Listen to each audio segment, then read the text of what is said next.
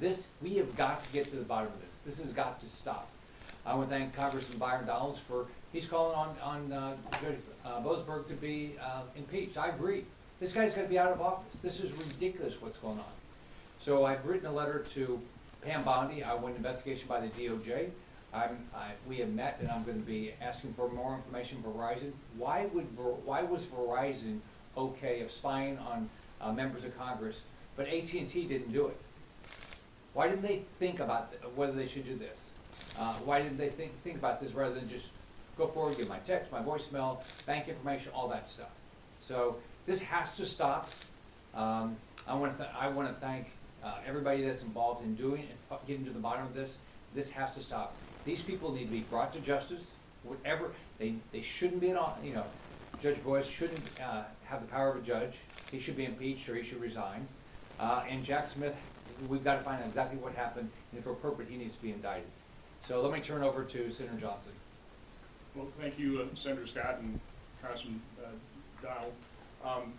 I've got 3 points to make. First, I want to talk about how Senator Scott found out that he was targeted by Jack Smith, and let's call it what it is, a dragnet. We continue to get and actually appreciate the fact that Verizon now is providing us information.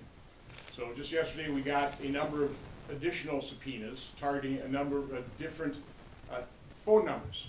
That's what's kind of different about this is when we were notified, the first 9 members targeted by Jack Smith, that we were notified by the FBI, we had our names.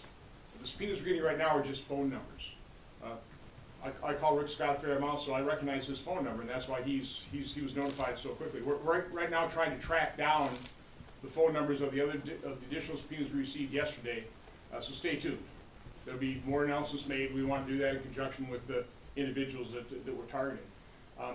But that's the other point I want to really emphasize. I know people call this a fishing expedition. I don't disagree with this as a partisan fishing expedition trying to dig up some wrongdoing on the part of Republicans. It's far worse than that. This is a massive partisan dragnet. It was designed to provide information for their lawfare scheme to literally cripple their political opposition, the Republican Party. That's what this is all about. This is a scandal far more egregious than anything that Watergate ever was. People need to understand that. Second point I want to make, we're getting information from Verizon. We're getting information from whistleblowers. We're getting some information from the Department of Justice. And so I want to encourage more whistleblowers. I want to encourage and thank Verizon for providing us the information they're providing. Be completely transparent. But we need more whistleblowers inside these agencies, across government, that have integrity, that want to see credibility and integrity restored to their own agencies and departments. We need more whistleblowers because the deep state remains. There are people burrowed in, doing everything they can to sabotage the second Trump administration as they attempted to sabotage the first. The third point I want to make is I've got a great deal of sympathy for Pam Bondi, Kash Patel, Dan Bongino. These are people that are aggressively trying to get control of their agencies, but because of the deep state, because of the fact that they had to, a lot of partisans quit, they had to terminate a number of them, they're unable to replace them because of the lawfare. Lawfare against honorable people like Judge Troops in Wisconsin, who they're trying to destroy him because he simply represented the President of the United States in his election challenge. So it's effective on the part of the left. That's why they're doing it. And as Rick Scott mentioned, this isn't a one-off. This has been their game plan literally for decades, to use lawfare, to use the court system deviously to destroy their political opponents. It has to end, and the only way it ends is if it's totally exposed, and that's certainly what I'm dedicated to do here. Well, first of all, let's get to the point on this. Operation Arctic Frost and everything that's occurred under it. It was a scheme to investigate, to basically sideline, to suppress, to diminish Republican senators and other Republicans in our country. And the reason why they sought to do this is because they want to maintain political control over Washington, D.C. When I say they, I mean the Democrat Party. This is outrageous that you've had Senator Scott and other United States senators have their records subpoenaed by Jack Smith, somebody who was brought into the Department of Justice by Merrick Garland and by Joe Biden. And if you notice, my question is, where's Chuck Schumer? Where's Hakeem Jeffries? Where are prominent Senate Democrats saying this is outrageous, saying there needs to be a full investigation? If the American people are paying attention, they're not saying a word. But they'll be at a No Kings rally, and they'll talk about how there are no kings in the United States, even though the United States defeated kings 250 years ago. They won't talk about that. But they'll be quick to be quiet when their colleagues in the United States Senate are having their records and their phones subpoenaed, they're having their records subpoenaed, they're having their phones tapped, they're having their offices tapped. They won't say a word about that. And I think it's important for the American people to understand. The reason they won't say a word is because this is a chilling effect on what the debates in this country are supposed to be about. It's supposed to be about public policy in the United States of America. And because they do not have a coherent political or policy argument about what's in the best interest of the American people, they are perfectly okay with using deep state actors to investigate their political rivals. It is un-American. And specifically to Judge Boasberg. Judge Boasberg, who was entrusted to sit on the bench, to be impartial, and to be non-political, and to basically review cases in front of him and determine the constitutionality and the legality of the claims in front of him, he is taking it on his own to be a hyper-partisan judge going after Republicans, signing off on subpoenas that are unlawful, and he signed off on them just to get his political rivals. This is why he needs to be impeached. I commend Congressman Brandon Gill of Texas for leading this effort in the House to call for articles of impeachment of Judge Boasberg. And it'd be interesting to see what Minority Leader Schumer has to say about all this. Because if it's okay for a federal judge to sign off on subpoenas and warrants against Republicans in the United States Senate simply because they're going through not just fishing, like Senator Johnson said, this is not a fishing expedition. This was entrapment. This was trying to bury and to suppress your political rivals, all to maintain power in Washington, D.C. And I'll stress again, our Democratic colleagues, they want to talk about health care costs. Well, here are the facts. Their health care policy has led to premiums skyrocketing through the United States, deductibles skyrocketing through the United States. They have no policy answer. So instead of actually addressing the issues of the American people, what are they doing? They're using deep state actors like a Jack Smith, like a Judge Boasberg, to spy and to suppress the political abilities of Republican senators. This is outrageous. This is way bigger than Watergate. Way bigger than Watergate. And I want to hear what Senate Democrats have to say. I want to hear what House Democrats have to say. Because, to be blunt, if the shoe was on the other foot, oh, trust me, they will be on every media show, they will be in every hallway of this Capitol, talking about how there need to be investigations, talking about people need to be impeached. And so now that, because they're not the target of this stuff, nobody's targeting them, but you have Rick Scott being targeted, you have Ted Cruz being targeted, you have many people, Jim Jordan been targeted, my colleague Scott Perry in the House, he's been targeted, and because it's Republicans being targeted, they have nothing to say. Democrats need to speak up. Do they want a country where there is free and open debate? Do they want a country that's for the people and of the people? Do they want a country where the law is blind? Or do they want a country where rogue judges and rogue prosecutors are targeting political rivals? This is insane.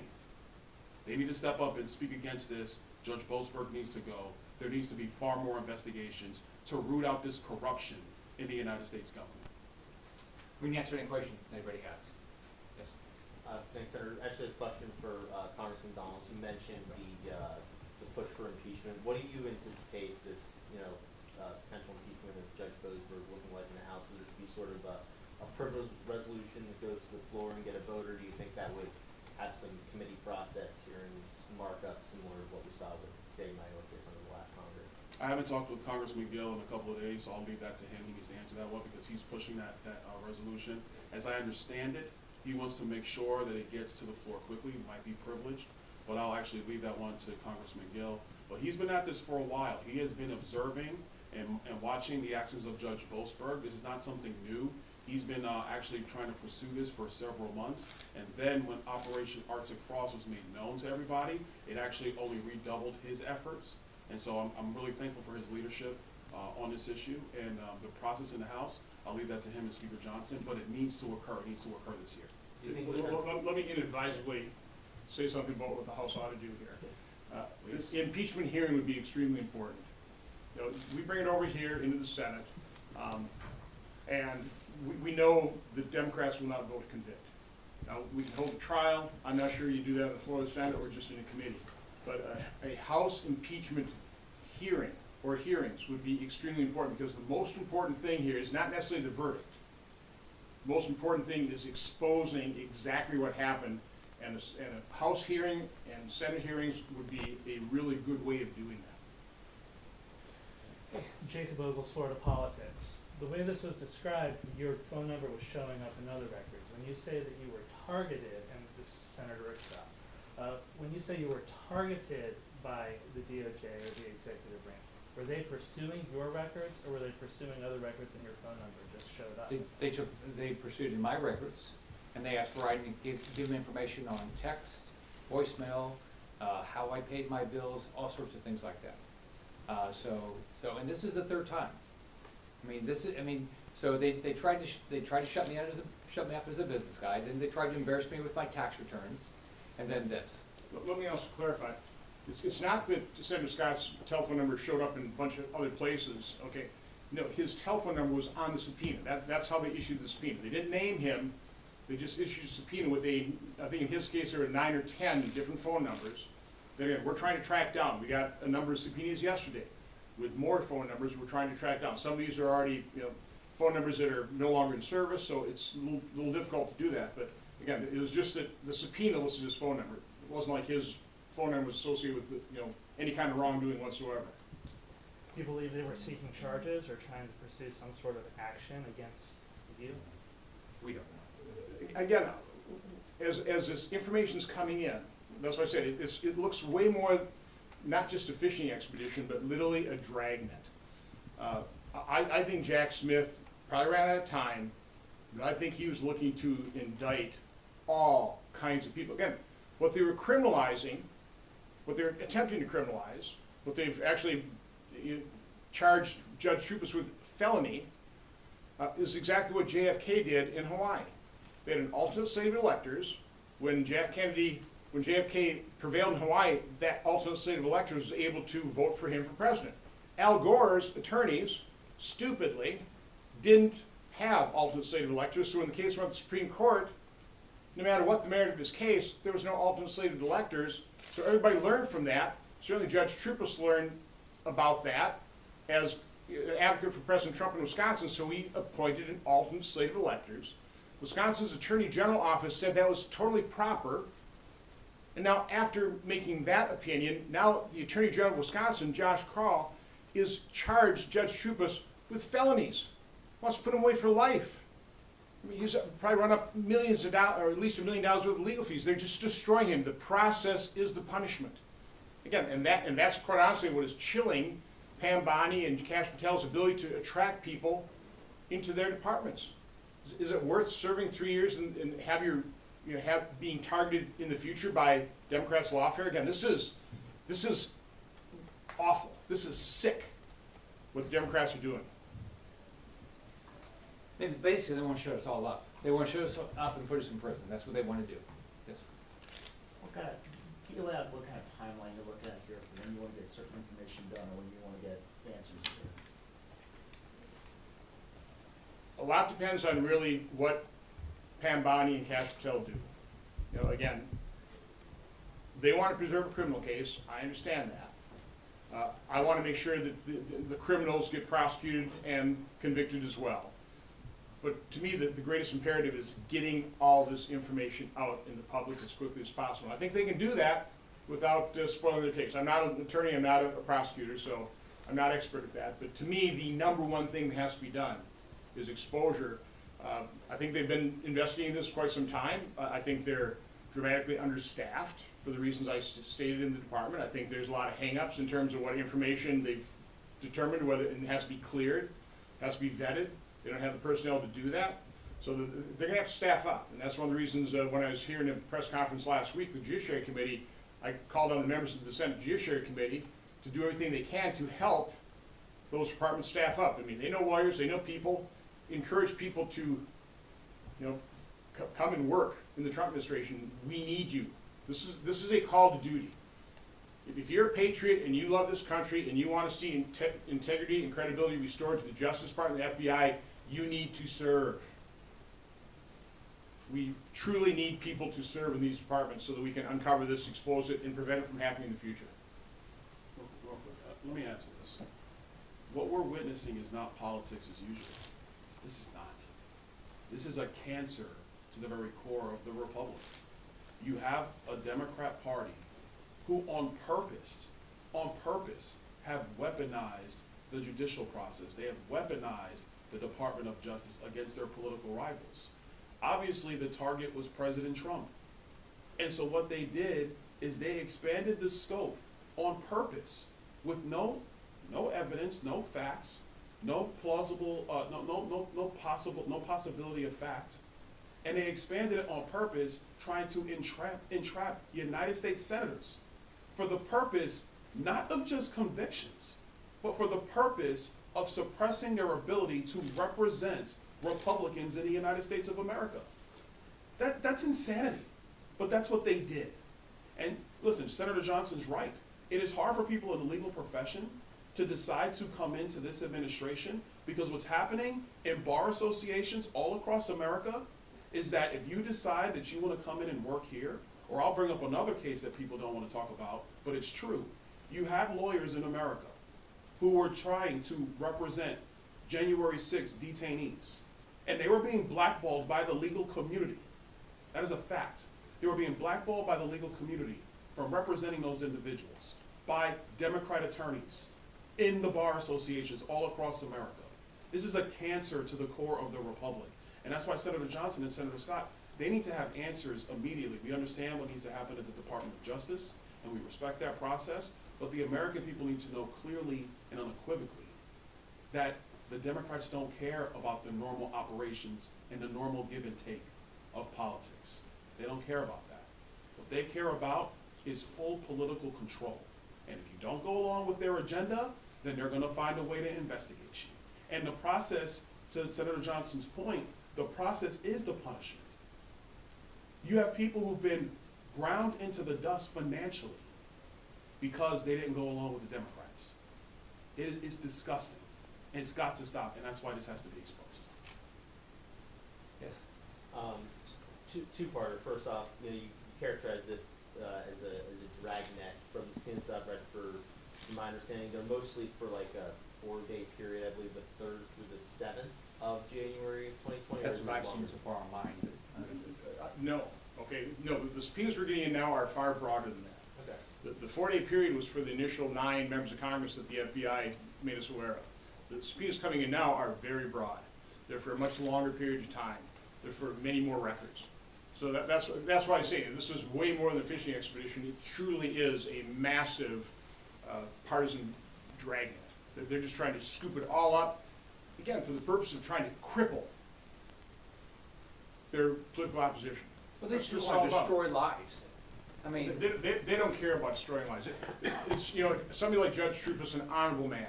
Probably the best election attorney in Wisconsin. It was great that he was willing to serve the President of the United States. They are literally destroying him, but they don't care. They couldn't care less. they have by the way, just remember what they have. They have unlimited resources. So if you're a private citizen, you don't have unlimited resources. Right? So their goal is to destroy you, and financially they're going to destroy you. You don't have the resources to fight the federal government. So if you're in business, you don't go along with them, they'll go after you. If you're a U.S. senator, you don't go along with them, they'll go after you. This has to stop. I mean, whether like in my case, 3 times. They stole my tax returns, they went after me because I went after Hillary Care, and this. Everybody has to understand, they can go after you. I mean, at the time I ran one of the biggest companies in the country, and they went after me. And now I'm a U.S. senator. I mean, wouldn't you think a U.S. senator would never be attacked by the federal government? This is crazy. For the individuals who weren't lawmakers, how long were some of those subpoenas We'll be making that public. Okay, again, we're trying to identify the numbers now, we're trying to contact people as best we can, but I want to do that in conjunction with Senator Grassley, who's been my partner in all these investigations, so. So there, you expect there will be more information beyond what you guys? Oh, it will be, yeah, there's more information we've not yet released. I'm telling you, there will be more to come, so stay tuned. And I'm hoping that if there's more information to come, that Verizon will continue to produce documents. And then hopefully the Justice Department as well, and whistleblowers. And then the second part of the question is, you know, obviously this is with regards to, as you said, the alternate electors. Do you guys at this point in 2025 believe that the election in 2020 was improperly stolen from President Trump? There were indisputable irregularities in the 2020 election. In Wisconsin, there were a host of them. The lawsuit was a legitimate lawsuit that the Supreme Court of Wisconsin just basically dismissed what they call cloacal latches. They didn't look at the evidence, and that happened time and time again. Everybody said, you know, courts looked at this and dismissed it. No, courts basically looked at these cases and dismissed the cases without ever looking at the evidence. So yeah, there were all kinds of irregularities. We doubled the number of absentee ballots. You know, the Baker-Carter Commission warned us that absentee ballots are probably the greatest potential for fraud, and we doubled them during COVID. So yeah, I mean, the irregularities are undeniable. To the extent that it impacted the election, that's what you really can't, with any definitive answer, say. Well, real quick, to the point of your question. Yes, and Senator Johnson is right. There were many irregularities in 2020 that have been documented. The courts did not look at the evidence. They dismissed the case. That is a fact. But let's talk about this in a broader concept. Each one of us has run for political office in America. The candidate, in this instance, President Trump, is allowed to contest the election. That is a legal right of any candidate in America. But the Democrats didn't want that. Let's remember the entire premise of this thing. You're allowed to contest the results of an election if you're the candidate in that election. That is your legal right and ability to do so, which should be protected. But the Democrats didn't want that. They wanted everybody to move on. They wanted no examination of it. They wanted no ability to question it. And let's take a further step back. And what did they do with the results of the 2020 election? They put in a president of the United States who had no mental capability to do the job. And then lied to the American, they lied to you, the press. They lied to you guys, time and time again. Oh no, Joe Biden's fine, everything's okay. You didn't see the man for 6 months, 8 months, 10 months. He wasn't holding cabinet meetings. He would come out, have 3 cards, and when he was done, they would usher him back off stage. It is one of the greatest affronts to our constitutional republic, a chief executive who was put into place who did not have the capabilities to do his job. You guys in the press watched it. We watched it here on Capitol Hill. But you want to talk about 2025? There were irregularities. President Trump was well within his rights to question that. And he did, obviously. But that doesn't warrant a massive investigation. That does not warrant Jack Smith, a rogue prosecutor who, by the way, this is not the first time Jack Smith has done something like this. Go talk to former Governor Bob McDonnell of Virginia, because he did it to Bob McDonnell too. And they turned that guy loose. Judge Boasberg was a part of it. Why? To go after their political rivals. And in my book, now 5 years later, to protect the ineptitude and the radicalism of Joe Biden's presidency. We don't even know if he was mentally with us the last 2 years. We don't know. You have his wife's right hand, Anthony Bernal, pleading the fifth in House depositions. You have his doctor pleading the fifth in House depositions. I was present for both of those. He's pleading the fifth. Does not want to answer the American people to the mental capabilities of President Biden. But when this issue comes up about the weaponization, which did occur, of the Department of Justice, going after their political rivals for the purposes of trying to win elections and maintain power, that's your story.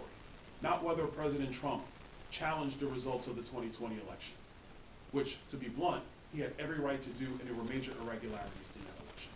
Which my opponent did in 2018, and I went through three recounts. He And did. I was there. everybody said that was okay. Yeah, I was there. It's true. Thanks, everybody. Thank you. I remember the recounts. It's crazy.